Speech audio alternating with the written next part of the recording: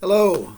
As you can see, I have moved to a new computer, a new room, and I hope that the optics of this will be a little bit better than they have in some of my more recent lectures.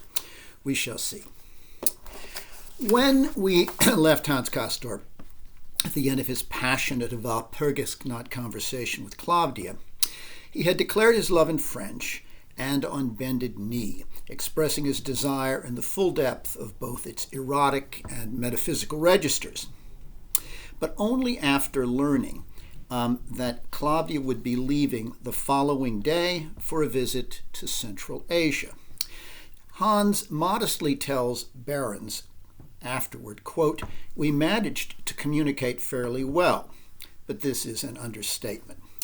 Just before leaving and returning to her room, you'll remember, in Walpurgisnacht, Claudia, who had teasingly referred to Hans as a little bourgeois, calls him a gallant suitor, and as she makes her exit, you'll remember, she told him, "Don't forget to return my pencil." Hans understood that invitation, and we certainly understand it in the second half of the novel, with the chapter Changes, in which we discover that one of the things that has changed is that Hans is no longer a stranger to Claudia's intimate body. Those mysteries are now things that he has explored. He's enjoyed her body that night at her invitation in what Mann calls, quote, "one wicked, riotously sweet hour of Dionysian delight." Hans Castorp had borrowed a pencil from Frau Chauchat and had given it back to her, though only after first asking for some little memento. 6 weeks had indeed passed since that evening when Hans Castorp had made Claudia Chauchat's acquaintance and returned to his room considerably later than the conscientious Joachim had returned to his. Frau Chauchat had planned a return, although it was not certain just when, to the Berghof. Hoped to return indeed, would surely return, as to all that Hans Castorp had received direct spoken assurances, though not during the conversation in a foreign language that we have already shared with our readers, but rather during an interval we have chosen to pass over in silence by breaking the time-bound flow of our narrative, and so allowing only pure time to take its course. Well, this delightfully ironic and coy narrator knows that the reader would like nothing more than to know what went on in what he calls that interval that he's chosen to pass over, that interval that follows immediately after Claudia says, "Don't forget to return my pencil," that interval in which Hans goes to her room and becomes her lover.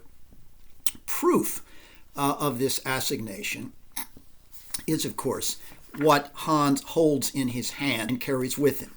The proof is the intimate memento he had asked for and received from Claudia, her X-ray, which he wears near his heart and which he regards as an interior portrait of the woman he loves, but one, of course, that distills his desire for her both sexually and as an embodiment of diseased, corruptible flesh. Of this, we are told,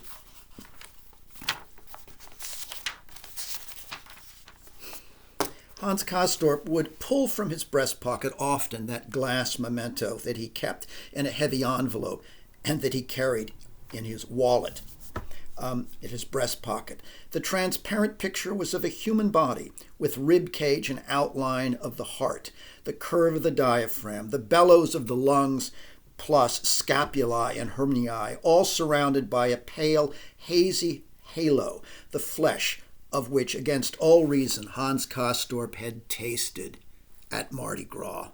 Was it any wonder, then, that his skittish heart stopped and did a somersault whenever he looked at that memento, that interior portrait of Claudia? Now, while Hans cherishes this X-ray as a token of a night of love in the past, he also regards it as a promise for the future, a promise that Claudia will return, the shadowy token of a pledge, Mann calls it. Now, Claudia will return sooner or later, we'll see, for a fourth stay, and this is precisely what Hans is waiting for. Claudia had encouraged this fervent hope in Hans because, as we've seen, she is romantically drawn to him and secretly hopes that when she comes back, he, Hans, will still be there, as indeed he is. Hans understands Klavdia's hope, just as he understood her coded invitation with the return of the pencil. They communicate clearly.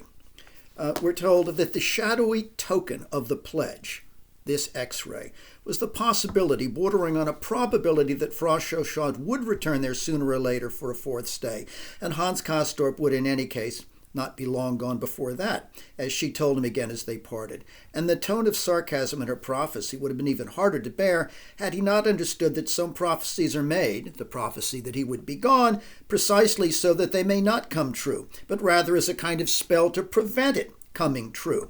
Thus his understanding that when she says you'll be gone, what she really means is not predicting it.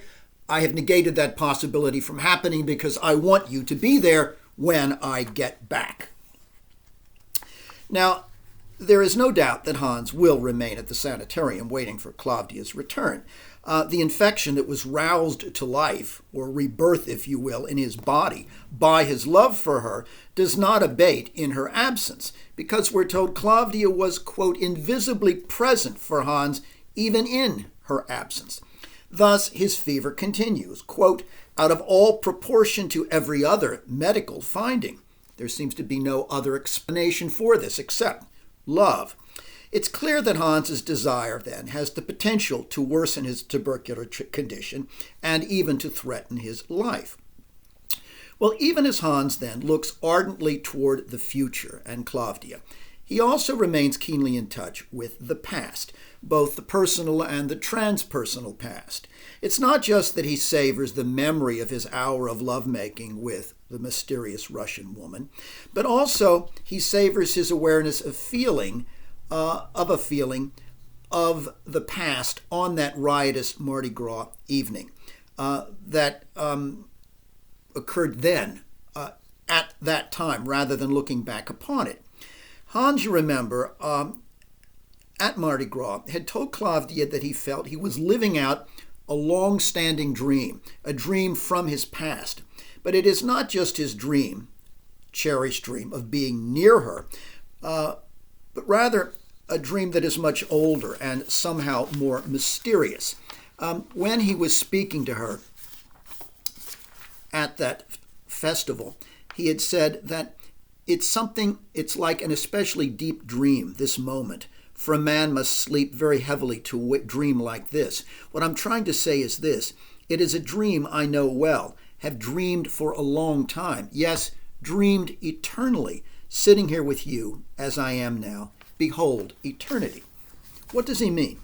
Well, although Hans can't explain it, what he senses at that moment is that he's living out or enacting not just a dream of his own, which in fact he has had while he was sleeping in the past, but it's not just that. He feels as if he's enacting a more ancient pattern of desire, something that predates his emergence in the world.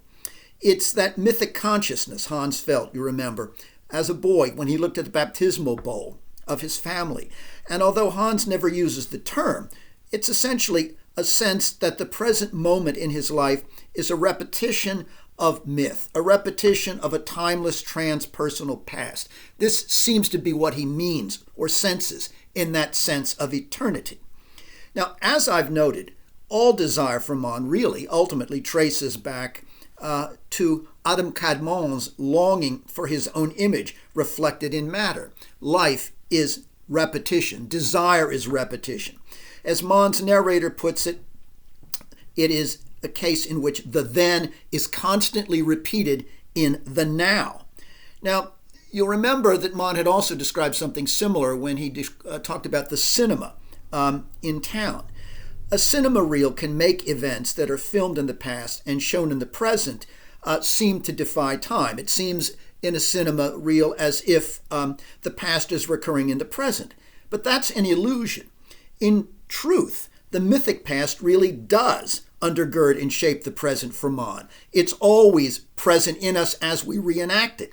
Unknowingly in each moment of our experience, we are repeating the patterns of our ancestors, repeating a particular myth assigned to us. So that part of the timeless dream that Hans refers to when he speaks to Claudia and being with her is that inarticulated sense of something eternal, something in a timeless past that he is reenacting. He also says that there is some aspect of the timeless dream, being with her, in their use of French. He said, "I would rather speak to you in French than in my own language. It's the way we speak in a dream." That is, Hans senses on Walpurgisnacht that French is a magical language here because it's a foreign language that is free of the cultural restrictions of his own native tongue and free from the imprecision that he has seen inherent in most other languages. What good are words, he asks Slavia, referring in particular, I think, to Settembrini frustrating Republican abstractions and misplaced confidence in language. Words like civilization and freedom have no meaning in any clear way for Hans, but somehow speaking French to her seems part of this dream of a kind of ancient, prior, more authentic life that he feels somehow he's reenacting in this scene, though he can't say when or where or even use the word myth in thinking about it. Ordinary speech, Hans says, quote, is a poor business. He says, in eternity, people won't speak at all. Here Hans seems to be referring, or in some way sensing, some ancient time before language arose and then fell into disarray after Babel. His use of the word dream to evoke an eternal but inexpressible source of truth anticipates, as we're going to see, the novel's climactic chapter, Snow, in which, through a dream, Hans will understand more than ever before, if only briefly, the nature of that timeless past and the central mythic truths about mankind and himself contained within that past. Well, besides Claudia's departure, there have been other changes at the Berghof since Mardi Gras. In presenting these changes, Mann's narrator begins the second part of the novel just as he had begun the first, with an excursus on the paradoxical nature of time. For after all, it is time that produces the changes that we see. Now, the paradox of time in this case resides in the idea that because linear time is limitless, we speak of it as endless, that is to say, as infinite. And yet, in saying that something is infinite, we negate the very concept of temporal movement because we cannot conceive of time as moving at all if there is no point toward which it is moving. Hans meditates this, but the narrator begins. What is time? Well, despite our best attempts, we cannot imagine an end to time or a finite border around space. We have decided then to think of them as eternal and infinite, in the apparent belief that even if we are not totally successful, this marks some improvement. But does not the very positing of eternity and infinity imply the logical mathematical negation of things limited and finite, their relative reduction to zero? Is a sequence of events possible in eternity, a juxtaposition of objects in infinity? Now, note that is the contradiction about time that this is the contradiction about time that Hans contemplates here. But is this a contradiction rooted in language or in thought? That is to say, do we simply lack a word that could convey a sense of a limitless temporal progression that wouldn't simultaneously negate our sense of time? Or is this such an impossible mental construct that it defies language itself? Well, like the earlier paradox concerning the slow and rapid experience of subjective time that we saw in the first part of the novel, this paradox occurs in the ever-fertile, roving, paradox-loving mind of Hans Castorp. It occurs as he lies wrapped up in his chair, breathing in the cold air and indulging in a mental exercise he calls playing king. He feels himself a king because he commands ideas and because he's supremely free as the monarch of this little world to indulge in speculative thinking as he looks out over the snow-covered mountains. Just as Hans clings to his illness and the sanitarium stay in the expectation of seeing Clavdia again, he also does so in order to maintain the privilege of learning, of intellectual development, unburdened by bourgeois expectations from the lowlands, unburdened by the need to work for money rather than the work of mental thought that he loves. Hans' reluctance to return to his former life has long been a source of concern, we've noted, for Settembrini, who now, in another change we find, has left the Berghof himself and taken up residence in the village below. Settembrini was frustrated by Baron's failure to cure him, disgusted by his fellow patients, and also unable to afford the cost of the sanitarium any longer. After Walpurgisnacht, Settembrini had for a time disowned Hans, after watching as the young man disregarded his sage warnings against Clavdia as a Faustian witch, as a Circe, as a Lilith.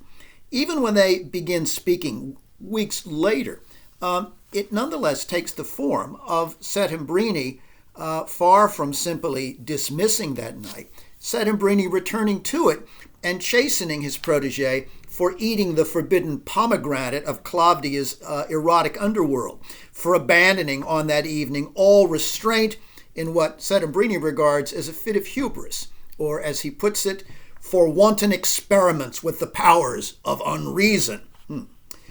Only gradually do Settembrini and Hans return to their earlier cordiality.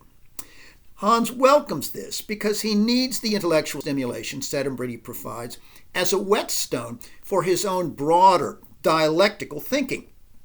But Hans also has found, at the same time, an antithetical mentor to Settembrini in Krakowski, a man you'll recall that Hans had initially feared both in his dreams and in waking life. Hans now is no longer insecure, as he had been in that dream of Krakowski pulling on his leg, and is no longer afraid of the contents of his unconscious. And indeed, he understands that his passion for Clavdia is an illustration of Krakowski's theory of love as a source of bodily disease.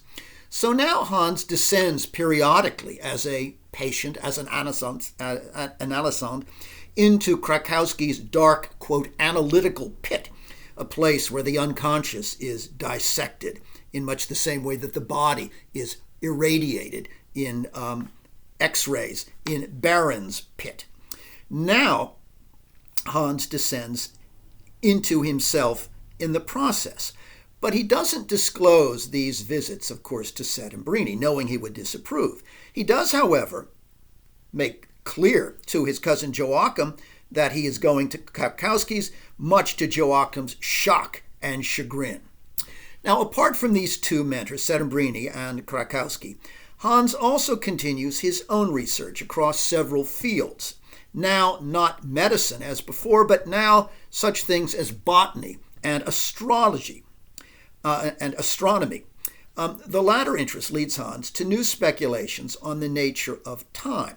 But in this case, his focus is not on the paradox of linear time or subjective time as before, but rather on the paradox of cyclical time.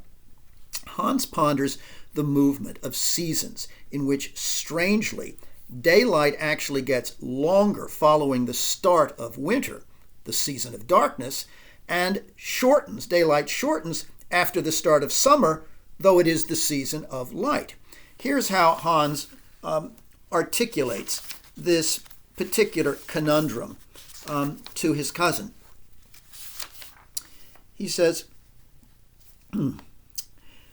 it's really like some great practical joke, so that the beginning of winter is actually spring and the beginning of summer is actually autumn. It's as if we're being led round by the nose in a circle, always lured on by the promise of something that is just another turning point, a turning point in a circle. For a circle consists of nothing but elastic turning points, and so its curvature is immeasurable and no steady, definite direction. And so eternity is not straight ahead, but rather it's a merry-go-round. Stop, said Joachim. Well, reflecting on these turning points in the seasonal year leads Hans to a kind of Laurentian moment.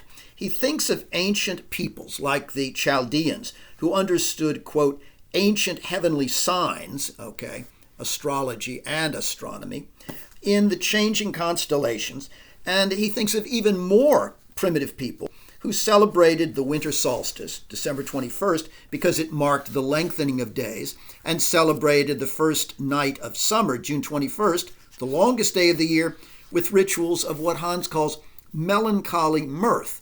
That is, melancholy mirth because simultaneously they were savoring the maximum daylight in any given year and also mourning its gradual shortening thereafter.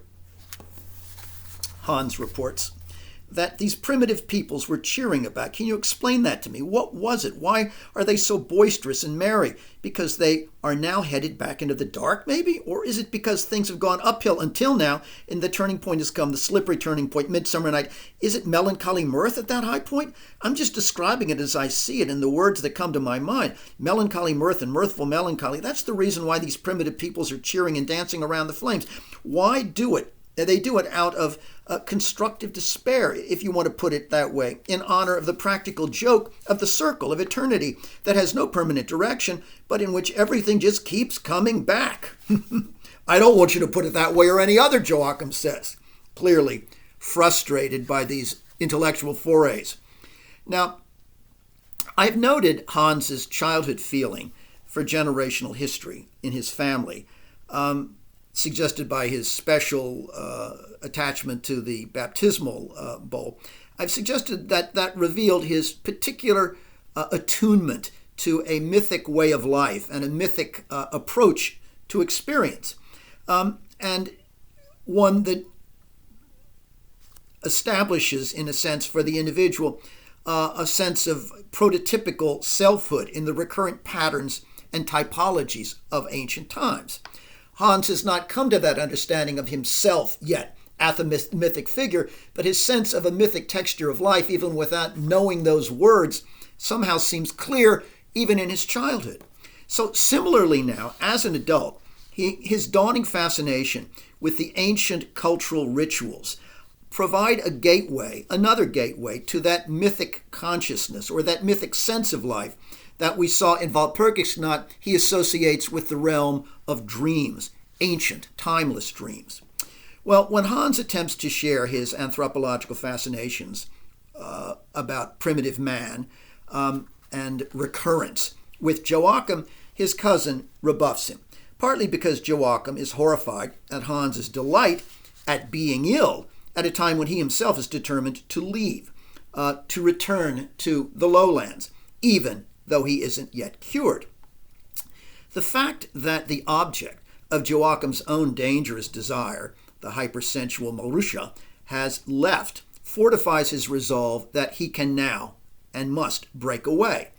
Unlike Hans with Claudia, Joachim has never surrendered to Marusha's Dionysian spell, but her presence seemed to intensify his tubercular symptoms and made it more difficult for him to summon fully the desire to leave. Now she's gone. Now, it's not long before then Joachim announces that he is determined to depart, quite in defiance of Baron's orders, and that he plans to join his military unit. He says he is hoping for a war in which to fight. Without war, Joachim tells Hans, the world would go to rot. This is the same destructive and self-destructive sentiment, you'll recall, that Lawrence's Gerald Critch had advanced, talking to Birkin. And these ominous and troubling words come just before we are introduced to the most important change of all among the many that have occurred, but which in some way echo what Joachim has just described. In this case, however, the change is not a departure, but rather a new arrival, the arrival of Naphtha.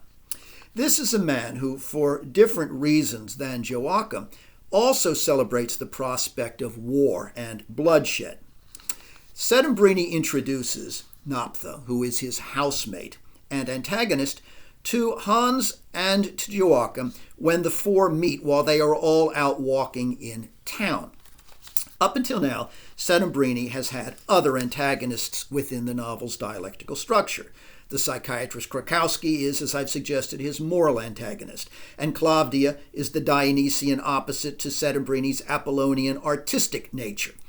But Settembrini has tried and failed to shield Hans from both of these antagonists.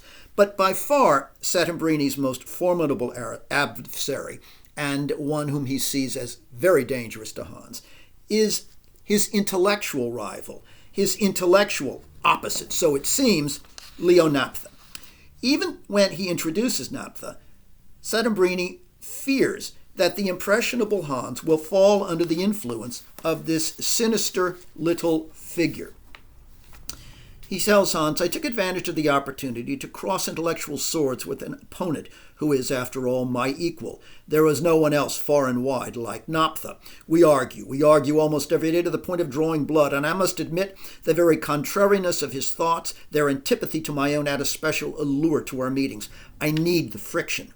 Opinions cannot live unless they have a chance to do battle, and I am firm in my opinions. But you enter the fray unarmed against such intellectual chicanery. If exposed to the influence of this half-fanatic, half-malicious humbug, both your minds and souls are in danger, Hans and Joachim." I don't think there's any danger that Joachim is going to listen. Well, what danger does Naphtha pose to Hans? Well, we learn that Naphtha was born an Orthodox Jew in what is now Poland. But after his father was crucified in a pogrom, Naphtha met a Jesuit and became not only a convert to militant Catholicism, but even trained to be a Jesuit priest. Unfortunately, Naphtha's infected lungs cut short that novitiate. He is then, from the start, with his pale and twisted body, his sinister bearing, and his voice, quote, like a piece of cracked porcelain, he is clearly, from the beginning, even before we understand the particular intellectual danger he poses, he's almost an impalatable, unsavory figure, not unlike Lorca in Women in Love in that sense. But unlike Lorca, he is a man of far greater intellectual substance and complexity, but also in many ways a figure of even greater menace. Here's the description that Mann gives us. His name, as clearly as the young man could make out, was Naphtha. He was a small, skinny, clean-shaven man, and so ugly, caustically, one could almost say corrosively ugly, that the cousins were astonished. Somehow everything about him was caustic, the aquiline nose dominating the face, the small pursed mouth, the pale gray eyes behind thick lenses in the light frames of his glasses. While he is ugly, and while he is dangerous, nonetheless, Naphtha is a compelling figure whose mind even Settembrini recognizes is equal to his own. As such, Naphtha is an essential figure in Hans's education. Hans loves dialectical thinking. Naphtha provides that dialectical opposite, so it seems, to Settembrini. Now, before providing Naphtha's personal history and background, to which I have alluded, Mann devotes 2 chapters to revealing what Naphtha represents ideologically within the dialectics of the novel. He is Settembrini's foil, the foil to Settembrini's democratic, rationalist worldview, a view founded upon the Enlightenment. His own differs from Settembrini's in every possible respect. Taken together, the positions of the Italian humanist and this Jesuit mystic constitute the largest and most challenging set of dialectical oppositions in this most dialectical of novels. Well, the most essential difference between Naphtha and Settembrini actually involves dialectics itself. It's the difference between Settembrini's monism and Naphtha's dualism. Settembrini views the world as unified by the common principle of reason, something that for him defines what is human. Rationality is what all men share. Though they share it to differing degrees, he's convinced that men are inherently rational. And the principle of reason, Settembrini believes, will move mankind ever forward and upward toward the establishment of a democratic world order, as he believes it has been doing ever since the Enlightenment. Reason is, for Settembrini, then, universal.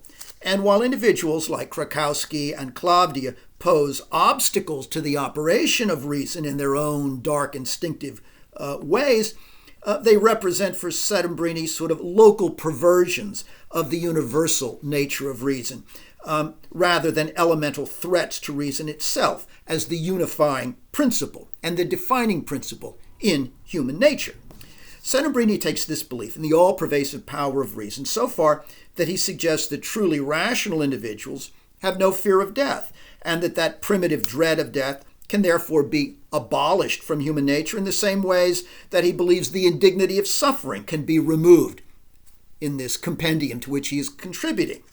By contrast, for Leonaptha, dualism, not monism, but dualism, opposition, is at the very heart of human experience and at the very heart of human nature.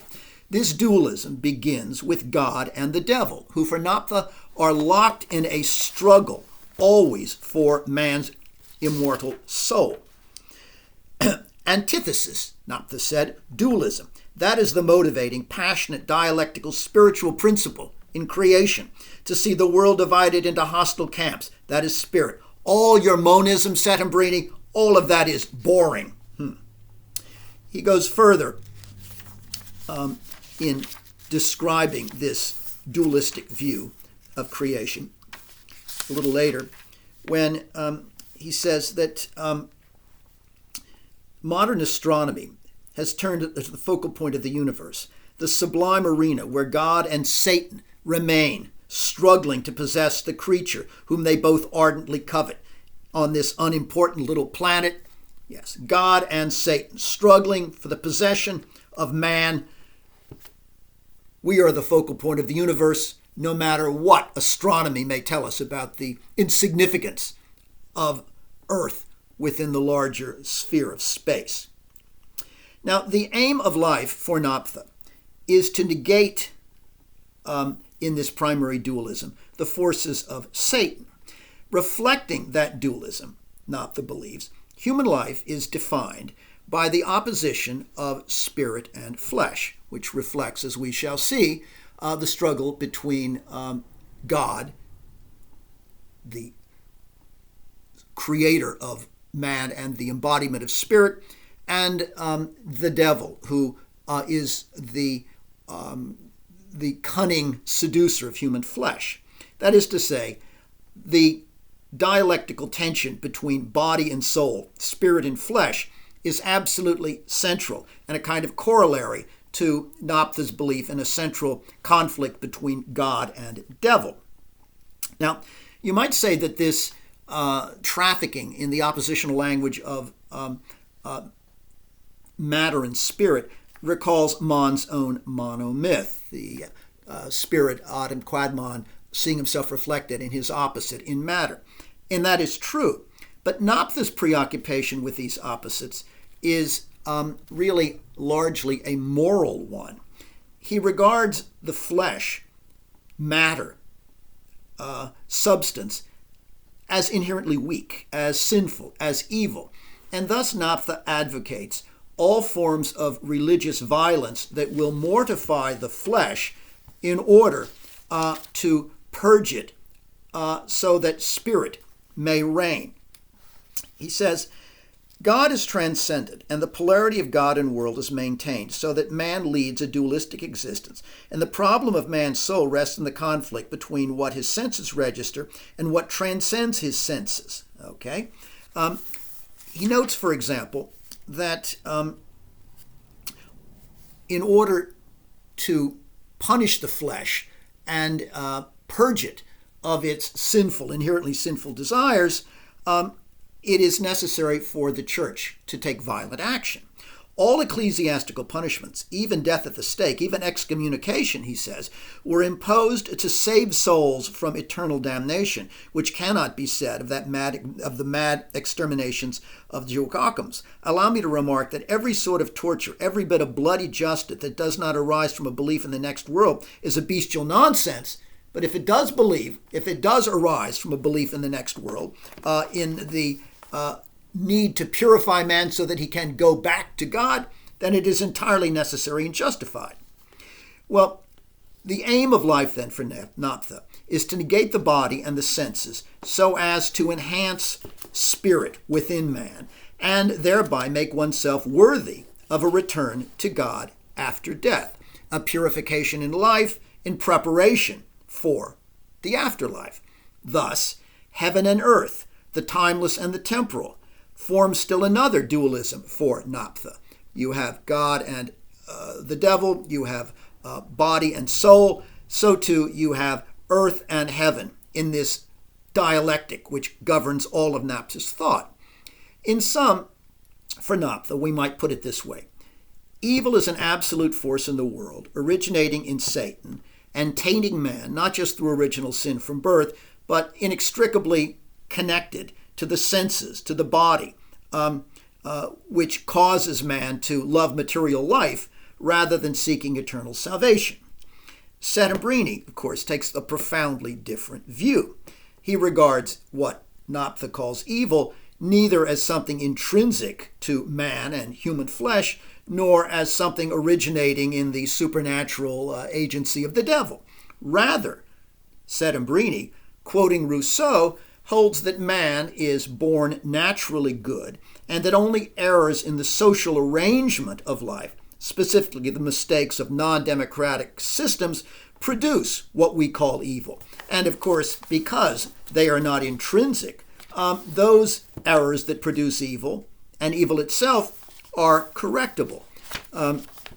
This is a point of considerable dispute.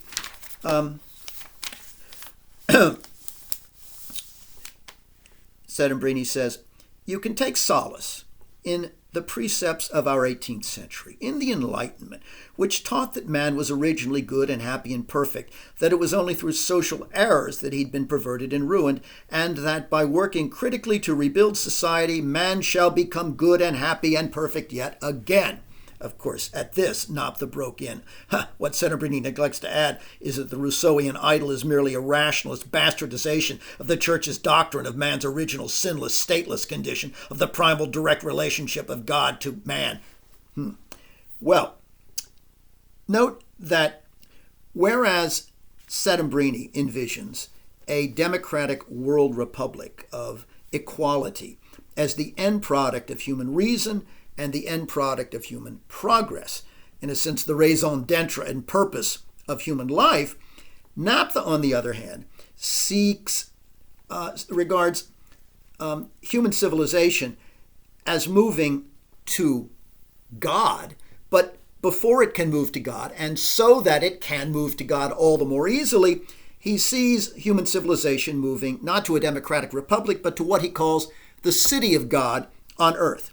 Now, that name, City of God, derives from a treatise, very long treatise by St. Augustine, but Naphtha's concept is very, very different from Augustine's.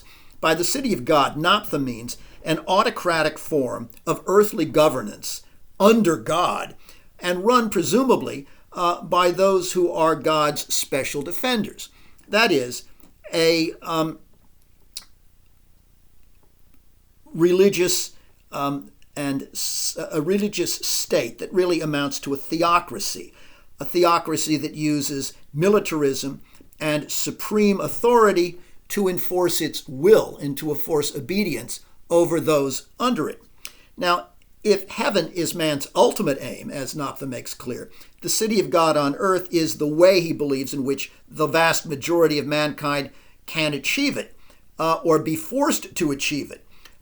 To have their souls saved through terror and coercion, to make them obedient, to save them from their own sinful, depraved natures, from their own bodily desires, from their own free will, so it would seem.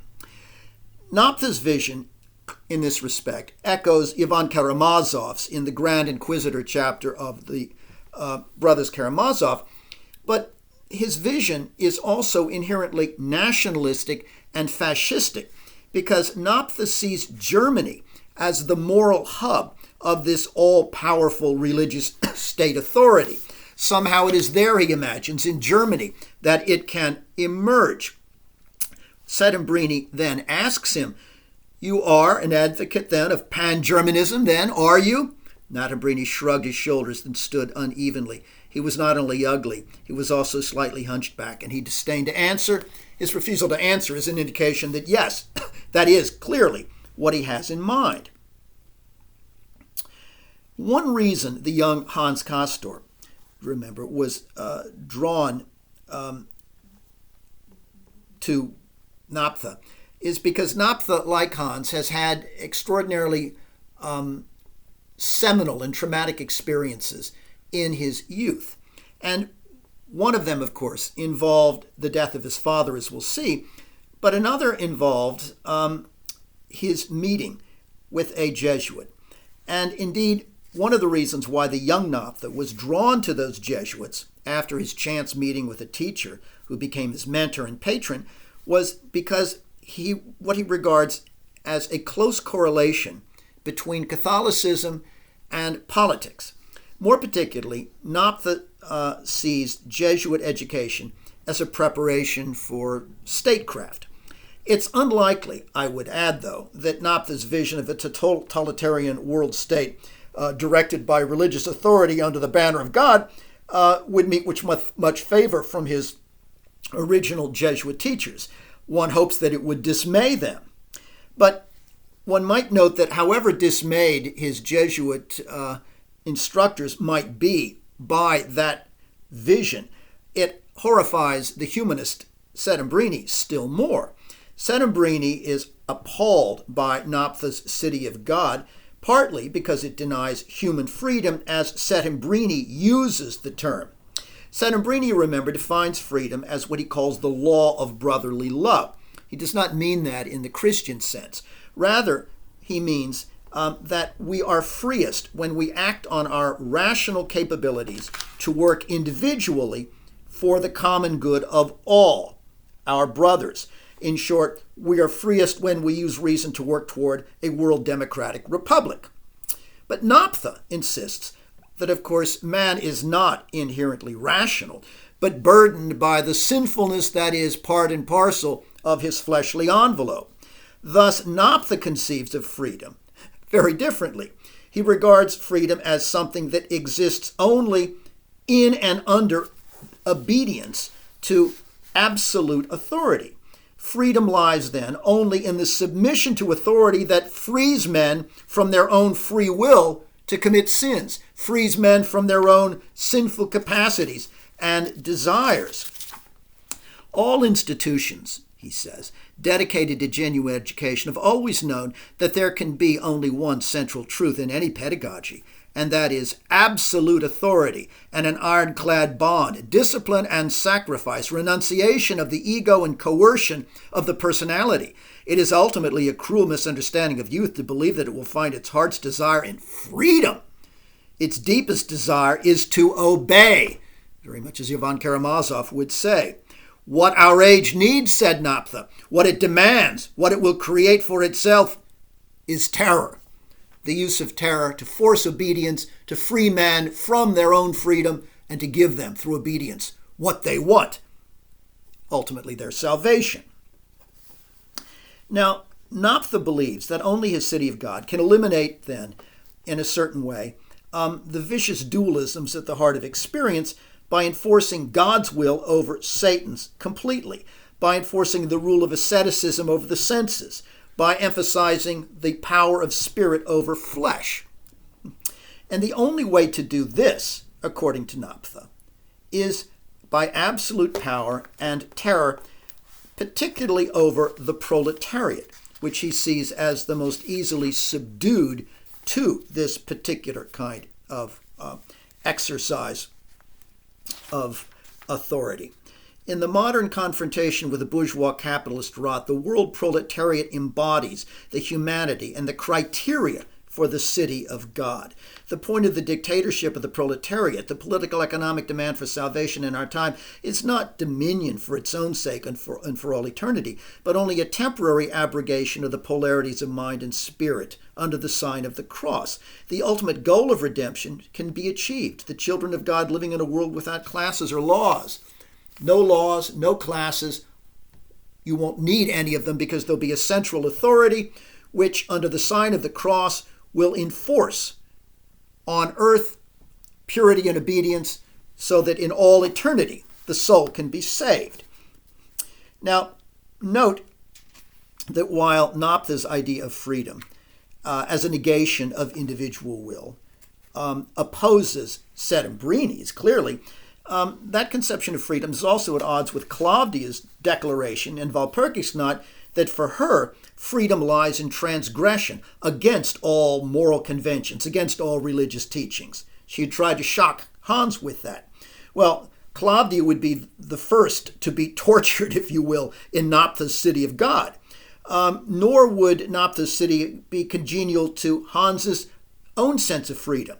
Hans, of course, conceives of freedom as playing king, as a state of intellectual questioning, of unrestricted thought, the liberty to speculate in all directions. No, that too would have to be reined in for the sake of his soul. Well, as Hans listens to Naphtha, he wonders about the origins of this man's convictions. And those thoughts point toward another basic opposition between Settembrini and Naphtha. And that has to do with the different sources of their knowledge, and the nature of the origins of knowledge itself. For Settembrini, every truth lies in enlightenment reason. We come to truth through reason, including scientific scrutiny. That's how we come to know. That's how we establish truth. But Naphtha believes, of course, in a sense of truth rooted in medieval mysticism, one that enshrines the truth that comes not through reason and science, but rather through faith, something that he believes yields a truth that is superior to anything that empirical investigation can affirm. Now, this is because for Naphtha, as he puts it, quote, salvation alone is the criterion of truth. Salvation is the only thing that matters. Anything, then, that moves us toward salvation, toward the Spirit's ascension to God, and requires the purification of sin-infested man and life, that is true. Whatever profits man is true, he says. Nature herself is summarized in him. In all nature, only he is created, and nature is solely for him. He is the measure of all things, and his salvation, man's salvation, is the criteria for truth. Faith is the vehicle of understanding. The intellect is only secondary. Your unbiased science, Settembrini, is a myth. Faith, a worldview, an idea in short, the will is always present, and it is then reason's task to examine and prove it. Well, all that matters, though, is faith. Faith is truth. And we come to faith, of course, not through reason. We come to it through various mystical channels, and by implication, we come to faith, the truth of faith that will save us, under coercion. Similarly, for Naphtha, beauty is a very different phenomenon than it is for Settembrini, aesthetic beauty in particular. For Naphtha, aesthetic beauty is defined like truth, not by how something looks, but by its function. To put it another way, aesthetic beauty for Naphtha is not a function of formal perfection or harmony of form, the way the Apollonian Settembrini celebrates beauty. Rather, for Naphtha, beauty consists entirely in a work of art's power of religious expression, its power to summon that sense of the religious, of the divine, in the onlooker. What Naphtha calls the inner beauty of the soul in a work of art that disdains physical form and perfection.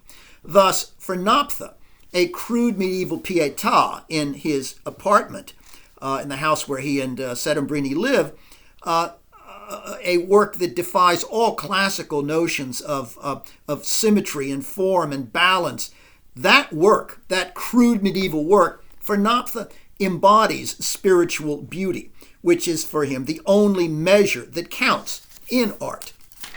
We are told of this that Naphtha says, works of art from a world in which the soul expressed itself are always beautiful to the point of ugliness and ugly to the point of beauty. It is indeed a law. We are dealing with beauty of the spirit, not of the flesh, which is basically stupid and abstract as well, he added. The beauty of the body is abstract. Only inner beauty, the beauty of religious expression, possesses this true reality. And the crude work in his apartment is an embodiment of this.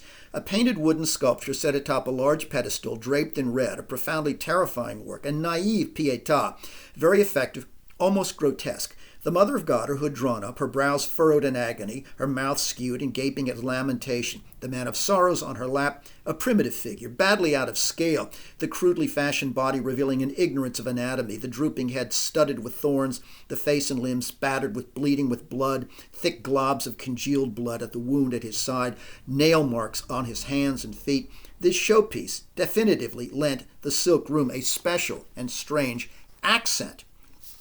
Now, this obviously is not Apollonian art, but neither, one might say, is a Dionysian art, because this sacred piece of statuary makes the physical, makes the bodily, unlike Dionysian art, makes it so repugnant that it forces the viewer to think of the divine sacrifice, Christ's crucifixion and death, which is the subject that the statue depicts. That is its point. That's what makes it beautiful for Naphtha. At the same time, however, when we hear this described, the barbarity and the bloodiness of this wooden sculpture seem to appeal to Naphtha for another reason, and a clearly perverse one. These rather ghastly features of the statue are manifestations of the physical torture that Naphtha regards as essential to punish sinners and to mortify man's degraded flesh. They are a reminder of the necessity of suffering, if you will, for purification. Now, the last important opposition that I want to note between between Naphtha and Settembrini concerns the status of the individual. Even though Settembrini strives, as we've seen, for a utopian world democracy, like a good Apollonian in the Nietzschean sense, Settembrini also believes that that democracy in the future will come about only through the individual principle. That is, through each person striving freely in accordance with reason and in defiance of tyranny to help bring it about. As such, Settembrini values the dignity of any individual human life. Naphtha, by contrast, is not an individualist, but a collectivist. He speaks, quote, of something suprapersonal, something greater than the individual. Individual life, he says, must always be sacrificed to the higher idea, by which Naphtha means, by that higher idea, the authority of the city of God and the all-consuming community under God that eliminates class distinctions, but also eradicates all individualism in an attempt to save man's soul. Thus, he says, Hans reflects, to hear Naphtha tell it, in the liberal individualism of the era of bourgeois humanism, the Enlightenment's absolutism of the ego was about to atrophy and was about to be replaced, he saw it, by a wave of newer, less namby-pamby social concepts, ideas of submission and obedience, of bridles and bonds that would eliminate individualism as we know it. Well, listening to Settembrini and Naphtha's disputations on all of the subjects that I have noted, Hans is more than just a passive observer. Along with his friends, who are also witnesses to this, Wenzel and Ferge, he is indeed a listener, but unlike them, he's something else. He is at times a polite questioner, and at other times a kind of umpire. Hans tries to facilitate their discussions by, quote, attempting to help them over stalemates, as if it were his job. He would like to see some of these points reconciled or resolved, or at least he would like to see some kind of rapprochement when they come to complete loggerheads. Thus, in some way, he performs this facilitating function. But at other times, Hans plays a different role. He, as he listens to these disputants, he becomes increasingly aware, critically, that they each reveal inconsistency, something he had seen earlier in Settembrini, and now he also sees in Naphtha. He sees these inconsistencies, these contradictions in each man's positions, and sees that they destabilize the categorical differences that the men insist upon. Thus, in some ways, they not only contradict themselves, but in contradicting themselves, inadvertently seem to, at least in part, go over to the other side. For example, Hans notes that although Naphtha champions the need for asceticism and the denial of the pleasures of the flesh, nonetheless, Naphtha's apartment is filled with sumptuous silks, and that Naphtha serves delicious cakes when he, Joachim, and Settembrini are invited over for tea. And Hans also notes, ironically, on the other hand, that it is Settembrini, the humanist, who lives a more ascetic monk-like existence in his garret apartment. It would seem that they are in the wrong places. And there was caustic little Naphtha, Hans thought, who was bound by strict vows, and such a freethinker that he came close to being a libertine himself, making the Italian look like the dupe of virtue in his poverty, so to speak. How very strange that was. That juxtaposition that seemed to undermine what they were saying. Hans also sees that when Settembrini and Naphtha contradict their own premises, these two opponents unwittingly sound as if they have sometimes reversed intellectual positions, the more forcibly they argue. And Hans reflects that at times it is Naphtha rather than Settembrini who sounds like the political revolutionary in the extremity of his reactionary vision of a coming world founded on God and terror. At another point, Hans notes that Naphtha's description of the body as a corrupted prison for the soul actually recalls the work of the humanist philosopher in ancient Greece, Plotinus, a figure whom Settembrini himself endorses in Settembrini's own disdain for the indignities of the diseased body. So in a peculiar way, then, both Settembrini and Naphtha come together, though they would never admit it, in a certain disregard or contempt for physicality. But when Hans brings up this ironic overlap of opposing thoughts, Settembrini orders him more than once to be silent. That is to say, neither Settembrini nor Naphtha is willing to acknowledge outwardly that there are inherent inconsistencies in their individual worldviews, or that inadvertently or inevitably, perhaps, in their extremity, they come round and have things in common. Hans sees this. They don't want to acknowledge it. Even though they may feel these truths privately, and I think we'll see that they do, they resist the kinds of admissions and intellectual compromises and agreements that Hans is often trying to urge them to acknowledge or to pursue. It's as if they can only thrive in complete and violent opposition to one another. We're told, as Hans is thinking, but it upsets me to see such confusion.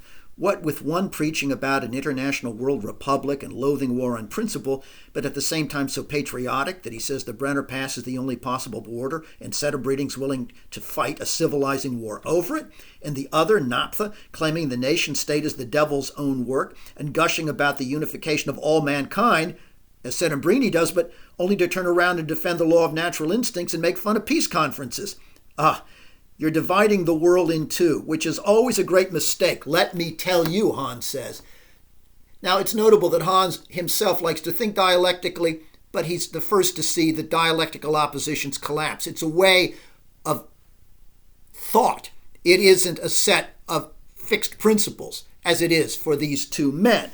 Now, one could add to this that when the monist Settembrini talks about, say, the European versus the Asiatic aspects of humankind, as he did earlier in the novel, he is engaging precisely in the kind of dialectical thought, this monist, that recalls Naphtha's division of the world into spirit and flesh. But this is not something that Settembrini would ever want to acknowledge, but clearly Hans and the reader see it. Now, Mann's novel as a whole is itself, of course, predicated, built upon, architecturally, polarities of all kinds, beginning with the polarity of flesh and of matter and spirit that originates in Mann's monomyth. But for Mann, these dualities, of course, are ways of thinking in a certain sense, and they are never absolute and they are never complete. Rather, for Mann, dualisms collapse and blend through the very extremities as surely as flesh and spirit are inseparably bended together in human life from the time that Adam quad man became inextricable spirit and flesh. Now, Hans, then, is both skeptical of Naphtha, this newcomer, but almost also at the same time unmistakably fascinated by him, frustrated and yet intrigued. Now, all of these responses are easy enough to understand. Why? Well, on one hand, like Hans, Settembrini's word, Naphtha is, in Settembrini's word, a man preoccupied with what he calls the reign of death, okay? And certainly Hans identifies with that particular fascination. Also, like Naphtha, Hans likes to think dialectically, but as I've noted, unlike Naphtha, far less rigidly. It's a beginning rather than an end, if you will, to Hans's thinking. And also we might note that he certainly, Hans, is not sympathetic to Naphtha's disdain of the pleasures of the body, his idea that the flesh itself is intrinsically corrupt and valueless, that it needs in some way to be purged. Because after all, Hans has quite recently tasted the sublime joys and pleasures of Claudia's body, delicious and corrupt at the same time. So when Hans then listens to Naphtha, and when he visits Naphtha's apartment, he is then, as I've suggested, both provoked by his ideas, intrigued by his ideas, and appalled by his ideas. In particular, Hans is, I think, horrified at what he increasingly sees as signs of personal brutality, of a kind of bloodthirstiness in Naphtha that goes beyond Naphtha's religious and political thinking and seems to border on the sadistic. This comes, for example, in Naphtha's discussion of capital punishment. He says, our deeds, our actions, are, of course, not where our freedom lay, but rather in being, man was as he wanted to be, and would never cease to want to be until his extermination. For the life of him, man had gradually slain others, Naphtha said, and so it was not too high a price then to exact life from man, by killing him. Let him die then, for he had satisfied the deepest lust of his own heart in killing. The deepest lust? Hans asks. The deepest. Lips were pursed. Hans Kastorp gave a little laugh. Wenzel set his jaw askew. Herr Fergie sighed. Settembrini responded with a subtle remark. It seems some generalizations reflect on the person making them. You feel a desire to kill, do you not, Naphtha? That's no business of yours, Naphtha said. Now, he says, if I did wish to kill, however, I would laugh right into the face of any ignorant humanitarian who tried to keep me on a diet of pap until I died in my bed. Naphtha betrays himself here, even in denying it. Naphtha clearly would like to kill. He would like to inflict pain independent of his religious and political justifications. Now, there is even, I think, a hint of violence in Naphtha's name. Naphtha is a chemical, a flammable and highly combustible liquid. We're also told that Naphtha was drawn to the Jesuits early in his life because of their, quote, maliciously elegant mode of thought. The idea that there is somehow in Jesuit rhetoric a capacity for skewering and injuring others. And Hans notices that Naphtha is especially adept at turning this rhetorical skill mercilessly against Settembrini to cause his antagonist rage and suffering. As, for example, when Naphtha tells Settembrini, quote, that reason dictates the use of torture to obtain indispensable confessions, turning reason somehow against itself and appropriating it for his own belief in terrorism, partly in order just to infuriate and torment Settembrini. He loves to turn Settembrini's words and concepts against him, and he does so surgically. But is little Naphtha really then a sadist? Well, it's a complex question, because he isn't a sadist in the simple erotic sense that Freud describes. For that, we have, for example, Weschel, who becomes aroused when Hans describes what it was like to be whipped in a school by an older boy. This fills Wessel with a kind of erotic fascination at the idea of inflicting pain on another. Naphtha's fascination with suffering and the infliction of pain is more complex, and also involves, however, not just the infliction of pain and degradation on others as a path to God, but it also seems to involve a certain identification with the individual who is being injured or degraded. Now, in this respect, Naphtha sometimes seems to exult in a kind of vicarious masochism, as opposed to the sadism that he seems to enjoy when he describes certain scenes of torture. On the other hand, consider this peculiar vicarious identification with a Middle Ages saint who tortures herself. Naphtha began to speak of pious excesses of charity witnessed in the Middle Ages, amazing examples of fanaticism and ecstasy in the care of the sick. The daughters of kings had kissed the stinking wounds of lepers, and for the express purpose of becoming infected. They had called the ulcerated sores to which they exposed themselves roses. They had drunk the water with which they had bathed some festering bodies, and had declared that they never drunk anything so tasty. Settembrini listened, pretended he was going to vomit. Now, the spectacle of suffering, both inflicted and received, clearly gratifies Naphtha, personally and perversely, in the registers of both sadism and masochism. And very possibly, both the sadistic and the masochistic elements in this gratify him in a sensual way that he won't admit. But it's not that simple, because at the same time, Naphtha's interest in pain and suffering is definitely connected with a spiritual feeling, and a seemingly genuine one. This spiritual sense in suffering originated in Naphtha's boyhood, when he watched his Jewish father slaughter animals and saw, even then, the unity of spirituality and violence in kosher butchery. Naphtha later grafts this vision of holy violence onto his idea of the violent force of the city of God that will be needed to subdue and chasten men. It may be sadistic, but there's also clearly a spiritual intention within it. He knew that Christian butchers were obliged first to stun beasts with the blow of a club or an axe before they killed him, that this requirement was intended to prevent animals from being cruelly tortured, but not his father, not the kosher butcher. Lev was a mere boy, but he saw that the methods of those clumsy goyim, though excusably charitable, were also profane, that they did not honor sacred things in the same way his father's solemn pitilessness did. And so for him, the idea of piety became bound up with cruelty, just as the sight and smell of spurting blood was bound up in Naphtha's mind with the idea of what is holy and spiritual.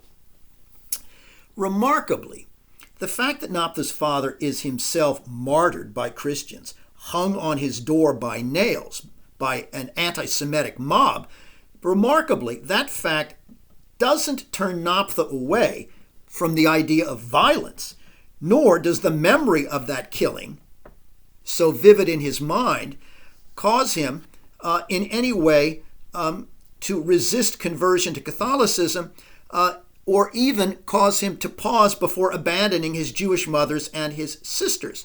He is not haunted by guilt, at least not outwardly.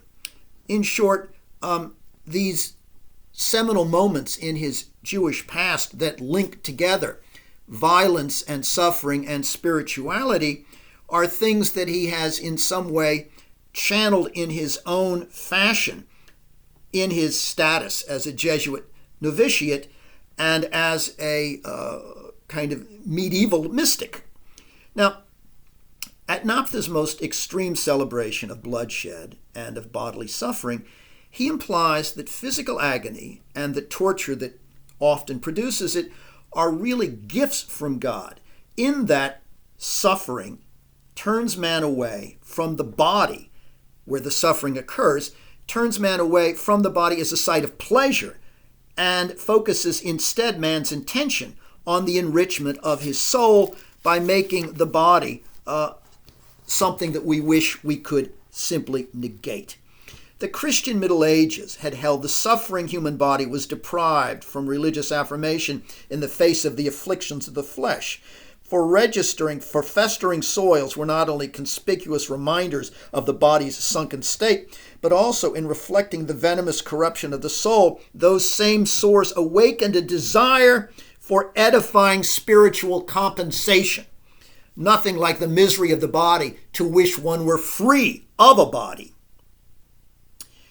Well, Hans can only wonder why a man who believes this, a self-proclaimed ascetic, surrounds himself with soft fabrics, expensive china, and tasty delicacies that are the very antithesis of any mortification of the flesh for purposes of spiritual purification. Settembrini describes Naphtha to Hans as, quote, a voluptuary, implying not only that his antagonist's hypocritical tastes for sensual pleasures and sybaritic joys are notable, but that in some ways, as a voluptuary, Naphtha also longs to shed the blood of others as a sensual pleasure. Hans himself thinks of Naphtha as, quote, you improper Jesuit. It's clear enough why you didn't become a priest.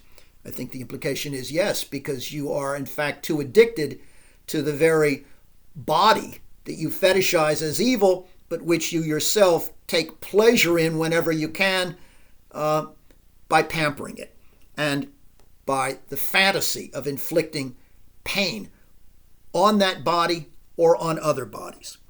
Well, as Hans reflects on the Naphtha-Settembrini debates, he comes to another important realization that will help to explain much about Naphtha's own terrible end in this novel, and also about Settembrini's compulsive need to talk to a man whose ideas cause him such pain.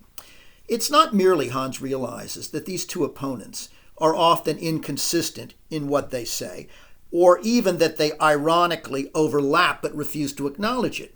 Hans realizes something else, that they are really arguing in their long disputes, not just with one another, but through that process of colloquy, also arguing, debating with themselves. Here's how Hans puts it. Principles and viewpoints were constantly at loggerheads. There was no lack of inner contradictions, however, in either of them, making all extraordinarily difficult for a civilian like Hans to exercise responsibility, not merely to decide between opposites, but also to keep them apart as neat, separate specimens, until a civilian was sorely tempted to plunge headlong into Naphtha's morally chaotic void. Everything was intertwined and at cross purposes, a great general confusion, and Hans Castorp thought that he saw that the disputants would have been less embittered if during their dispute each had not been the harasser of his own soul. That is a crucial phrase. It's a crucial observation, that through each other, these two men are engaged in a constant inner dialogue, and a painful one that, as we'll see, comes at the end. This observation of Hans's comes at the end of a chapter titled Operations Spiritualis. The title refers to the name for an examination of conscience that Naphtha practiced in his Jesuit training, these spiritual operations. One of those self-examinations, we are told, was this. When Naphtha was a novitiate, quote, each night he found himself ensnared in 1,000 difficulties, contradictions, and disputes that caused Naphtha despair. Naphtha's disputes with Settembrini are a version of this lacerating inner dialogue that he put himself through in his spiritual operations, in these examinations of himself as a Jesuit. Although Naphtha gives the appearance then, outwardly, of a kind of serene certainty and conviction, his discussions with Settembrini actually fill Naphtha with the same doubts that he experienced earlier when he was a younger man. And as we'll see, these debates with Settembrini fill Naphtha with a despair and an uncertainty that leads to the violent and terrible end of this man who is aptly described as a harasser of his own soul. But the same, as we'll see, is true of Settembrini. Now, there is one other important observation that comes to Hans after listening with such keen interest and frustration to these disputes of Settembrini and Naphtha, and this one concerns the theme of language that I have noted Mon weaves through threads throughout the novel. If Hans's distillation of his passion for Claudia into 6 words in French was a triumph of language in the sense of mapping word to feeling and of communicating subject to listener, if that was in a sense the triumph of language in a post-Babel world, on the other hand, Settembrini and Naphtha reveal most fully the problems that attend fallen language, both as a means of connecting word to object and of connecting speaker to listener. Now, thus far, we've seen language fail in several ways. First, because individuals speak different languages. Some, for example, like the non-lingual hunchback Mexican, a photographer, we're told, languish in what Mon calls linguistic isolation. Second, though, there's this problem. Even among speakers of the same language, we've seen certain conceptual words lose their expressive and communicative power through sloppy overuse, through diffusion. They lose any precise meaning and become, therefore, devalued. Listening to Krakowski's lecture, for example, Hahn noted that the word love is such a word. It's used to contain and refer to so many different feelings to have any specific register at all.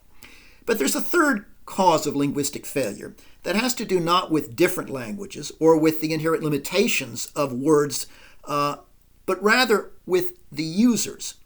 This comes when speakers, like Settembrini and Naphtha, invoke conceptual words in their debates, but employ them with narrow, subjective meanings. And they worsen then the miscommunication of these subjective usages by using other narrowly defined subjective terms to in some way explain or define other abstractions. Hans hears Naphtha and Settembrini exchanging what he calls catchwords, throwing them at each other with such frequency and in such entirely personal ways that there is no hope for any real communication. What ensues instead is linguistic self-contradiction and, above all, linguistic chaos. Hans formulates it to himself with a deep sense of frustration this way. And like a knight entering the lists, we are told, Settembrini championed the nobility of health and life, the nobility that had been granted by nature and did not need to fear spirit. Form, he said, and Naphtha grandiloquently responded, logos, but he who would not hear of the logos said reason, and the man of the logos defended passion. Confusion reigned. Objective reality, shouted one. The self, cried the other. Finally, one side was talking about art and the other was talking about criticism, and both constantly returned to nature and spirit, and to which of them was more noble, and to the issue of the true aristocracy. What was it? And there was no clarity, no order, or not even any dualistic and militant sort. For it was not all only contradictory, but also it was topsy-turvy. And the disputants not only contradicted one another, but also contradicted themselves. Part of this contradiction, which they don't even acknowledge or realize, lies in the fact that their language itself is so imprecise and is being used so subjectively that inevitably they overlap in certain ways unknowingly, and inevitably they contradict themselves. Now, we've been so consumed for some time now with Settembrini and Naphtha's debates that we have neglected other developments at the Berghof, which we turn to now. First, Joachim's abdication. The soldier knows that he is not cured, but he feels that he can no longer tolerate a life of 6-month sentences, one after another. Consider Hans's response to Joachim's declaration that he is going to be leaving very shortly. "It's a filthy mess," Joachim said. "The whole thing is monstrous, disgusting, filthy mess, and whatever you may think, He strode rapidly out of the room, angrily pulling the door behind him, and there was almost no doubt that there were tears in Joachim's beautiful, gentle eyes. Hans Castorp took fright, because he himself understood that the officer was man enough to act, and turned pale with fright for both of them, for both Joachim and himself. It is quite possible, Hans thought, that he will die. Can it be, he then added, that he'll leave me alone up here? Because if I stay behind up here alone, and that is what I'll do if he leaves, it's totally out of the question for me to go with him, then it will be, my heart standing absolutely still now, it will be for good and all, because I'll never ever find my way back to the flatlands alone." This was the frightening course of Hans Castorp's thoughts. Well, note that Hans foresees correctly that Joachim will die. And he will die, Hans understands, because of this decision to go back before he's cured. But Hans sees with equal clarity that he himself cannot and will not join Joachim in the flatlands, even if it means never, ever returning there. Because to leave now with Joachim would be, Hans realizes, not to be cured, to return before he was cured, but more important, to leave would be to abandon the two things that he loves and lives for. First, Claudia's return, and second, his intellectual enrichment. He won't leave them behind. Thus we're told, "Impossible, impossible," he murmured to himself. A departure seemed impossible because, to put it openly and succinctly, Hans had to wait for Claudia Schochat, about whose return he heard nothing at all, and he also notes that a betrayal of to leave would be a betrayal of the hard, exciting duties of playing king on his balcony, which, though they might overtax his natural energies, nevertheless made Hans wildly happy. And so Hans is horrified when Behrens, enraged by Joachim's determination to leave, also threatens to discharge Hans, who doesn't want to go. Behrens does this out of anger rather than medical conviction, but nonetheless he says, "No, you can go, you're not really serious." Happily for Hans, Behrens really wasn't serious about that statement, and indeed, in a private appointment with Behrens, Hans is soon reassured that he does need to return. But Hans regrets Joachim's departure, both because he has grown very close to his cousin and fears his cousin will die, and knows he will miss his cousin. In short, he regrets the departure both for Joachim's sake and his own.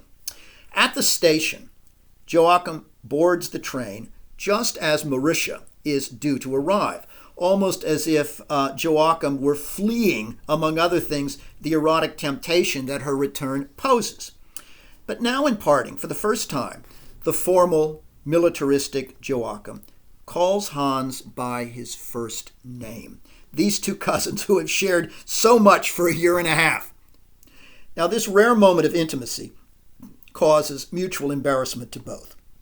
But then Joachim says imploringly to Hans, using his first name, "Hans, come soon." What does Joachim mean? Is he worried that Hans will never leave if he doesn't soon follow Joachim back to the flatlands, especially since he knows Claudia is going to be coming back? Or is Joachim also thinking of himself, as if he has grown dependent on Hans and feels that he will need Hans's company and understanding in the flatlands? I think it's both. Well, one surprising and unexpected development at this point in the novel is a technical one. Having restricted himself entirely to Hans's point of view thus far for well over 400 pages, Mann's narrator now suddenly enters another perspective, Joachim's, as he describes Joachim reflecting on what might have gone in Hans's consultation with Behrens when Behrens told him, no, essentially you need to stay. Joachim was quite aware of this consultation. The subject and the outcome were as plain as the nose on his face. His cousin, he was sure, had declared that he would take the liberty of setting greater store by the doctor's earlier and frequent warnings that his case should be completely cured, so he would not have to return again, than by the hasty words spoken in the moment of impatience when Behrens said, you can go too. Yes. Now, Mann will repeat this brief shift to another perspective, another human mind, in the next chapter when he enters the thoughts of Hans's uncle, James Tinnapel, who comes for a visit. Why these departures from Hans's perspective at this point? Well, I think the intention is to present Hans as he appears to others, if only sporadically, in order to provide the reader with a fuller measure of the transformations, the changes that have been occurring in Hans over a year and a half. Joachim and Tinnapel both register the shock of seeing Hans so different from the young man they had known, though in the case of Joachim, he sees it more gradually. Tinnapel sees it suddenly. Suddenly, here is an individual who is not a conformist bourgeois, but an intellectual, a questioner, a rebel, a individual who seems serene in his initiation into strange mysteries and discoveries, all of them completely outside the sphere of bourgeois life. Now, while Settembrini regards Hans as what he calls him life's problem child, for some people, like Weschel, for example, Hans's friend, Hans has become, rather than a child, a kind of mature figure worthy of veneration. Having pined for Claudia himself, poor sunken-chest Weschel is in a state of titillation and agony. When he sees Hans court Claudia on Vespertinacht, and knows that Hans has acquired her intimate X-ray, he's filled with a certain jealousy, but he also has now come to regard Hans in a certain way that is the expression of sort of the ultimate Girardian mediator, to regard him as a rival whom he also esteems for Hans's seemingly godlike success. And he regards Hans as this sort of superior man he would like to emulate, who, while he may feel a certain jealousy, he reveres for his success with Claudia. He regards him in this way with what Mann describes as a kind of dogged humility. Now, Hans's one-night possession of Claudia makes Claudia, in Weschel's eyes, all the more desirable, and makes Weschel somehow wish that he could emulate Hans in declaring his own hopeless declaration of love. It's as if he sees him as a model of what he would like to do, regarding with a certain amazement and reverence. Now, Consul Tinnapel's visit is a comic version of that part of the Gnostic myth found in some versions of it that I mentioned in an earlier lecture. According to that version, after Adam Quadmon falls into matter, God sends an emissary to the created material world in order to retrieve him. And this spiritual figure, however, likewise becomes ensnared in materiality, much as Hans had wanted when he first arrived at the Berghof to help persuade Joachim to return, but instead becomes himself far more seduced in the same way that the emissary in the Gnostic myth does, because Hans sees himself, like Adam Quadmon, reflected in, sees his own seductive image narcissistically reflected in Claudia Chauchat. That submerged part of himself he wishes to embrace in her. Well, the bourgeois Tinnapel is a cold, practical man of business who comes up the top of the mountain to bring Hans back, and instead, of course, almost falls prey to the same seduction that Hans did when he came as an emissary for Joachim. Tinnapel's symptoms are similar to those that Hans felt in his early days there. Fever, palpitations, weird outbursts of laughter, and, most important, erotic arousal at the sight of the white, close-set breasts of a certain patient. Tinnapel, like Hans, is anxious about these symptoms at first, And he is also, one might say, in this process of seduction, seduced by seeing Hans so unexpectedly happy and so commandingly well adjusted to the strange regimen, one to which Hans introduces his uncle, much as Joachim had introduced Hans to it. Hans does so knowing that this seduction of his uncle is actually a way of fending off a family attack from below that is trying to force him back.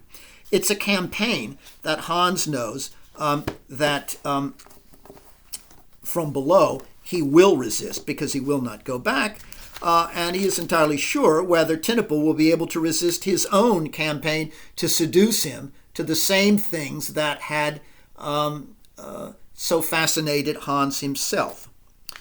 We're told that fearing the loss of his business energies, Tynepel quickly concluded that he would have that decisive conversation with the director about his nephew at once, that very afternoon after his arrival, if at all possible, while he still had a spirit of his own and energies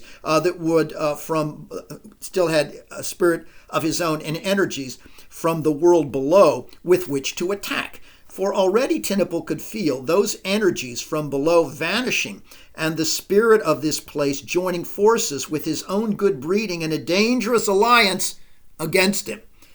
He wants to resist the lure of the Berghof, the Dionysian fascination, and he's not sure he can. And Hans certainly is helping to inculcate that within him.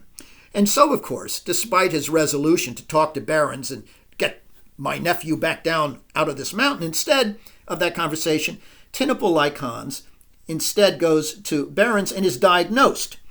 He is told to take the rest cure, as Hans had been.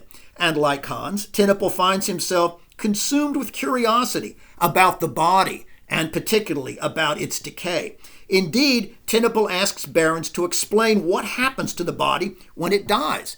Well, Behrens' description of swelling gas and bursting guts is enough to drive Tynepel away the next morning. But why?